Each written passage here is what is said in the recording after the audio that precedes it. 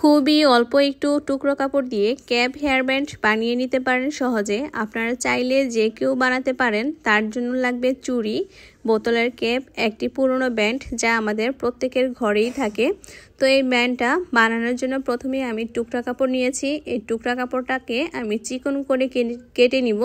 এই চিকন কাপড়টা কিন্তু আমি পুরো ব্যান্ডে লাগিয়ে দিব। তো আপনারা যে কোনো আঠা দিয়েই কিন্তু এটা লাগাতে পারেন। আমি লাগিয়েছিলাম গ্লু গান দিয়ে। তো এখানে তো দেখতেই পাচ্ছেন আমি কিভাবে মুড়িয়ে দিব। পুরো ব্যান্ড এভাবে মুড়িয়ে দিব যেন একটুও ব্যান্ড না দেখা যায়। তো গ্লু গান দিয়ে খুব সহজেই আমি এটা লাগিয়ে নিব। তো আপনারা চাইলে সুই সুতা দিয়েও সেলাই করে নিতে পারেন। সুই সুতা দিয়ে সেলাই করলে কিন্তু আরো ভালো হবে। তো সুই সুতা দিয়ে বানাতে আমার অনেক টাইম লাগবে, তাই আমি গ্লু গানটা দিয়েই ব্যবহার করলাম যেন সহজে আপনাদেরকে বানিয়ে দেখাতে পারি। তো এভাবে কিন্তু আমি পুরোটা বানিয়ে নিলাম খুব সহজেই। তো পুরো ব্যান্ডটা আপনারা এভাবে আস্তে আস্তে করে ভিডিওতে যেভাবে দেখানো হয়েছে এভাবেই লাগাবেন। তো দেখতেই পাচ্ছেন আমি কিভাবে লাগাচ্ছি। তো যখন পুরো ব্যান্ডটা এরকম ভাবে লাগানো হবে, ব্যান্ডটা কিন্তু দেখতে খুবই সুন্দর লাগবে, বোঝাই যাবে না যে এটা আপনি হাতে তৈরি করেছেন। আর এই ব্যান্ডটা আমরা সবাই কিন্তু বানাতে পারবো ঘরে বসেই।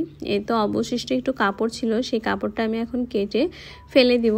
তো দেখতেই পাচ্ছেন ব্যান্ডটা কিন্তু একদম সুন্দর একটি ইউনিক হয়ে গেছে। তো এখন আমি চুড়িটা নিয়েছি। তো চুড়িটা এভাবে কাপড় দিয়ে মুড়িয়ে দিব।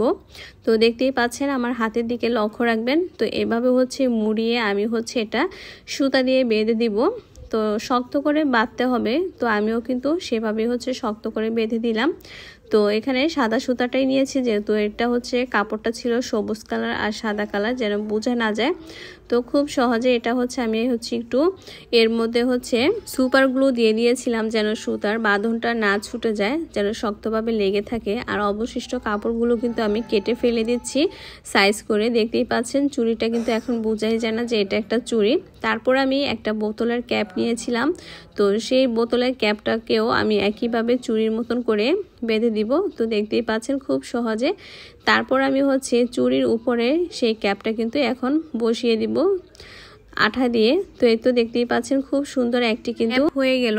এখন আমি যে ব্যান্ডটাকে সুন্দর একটি রূপ দিয়েছিলাম, তো সেই ব্যান্ডটাই কিন্তু আমি একপাশে এটা সুপার গ্লু দিয়ে লাগিয়ে দিব। দেখতেই পাচ্ছেন আমি কিন্তু অলরেডি লাগিয়ে দিয়েছি।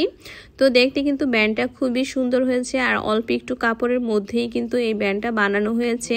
আর এই ব্যান্ডটা দেখলে মনেই হবে না যে এটা আপনি ঘরে তৈরি করেছেন, খুবই সুন্দর হয়েছে। তো যদি ভিডিওটি ভালো লেগে থাকে অবশ্যই আমার সাথে থাকবেন, আর চ্যানেলটিতে অবশ্যই সাবস্ক্রাইব করবেন। তো সবাইকে এই পর্যন্তই, সবাই ভালো থাকবেন, আল্লাহ হাফেজ।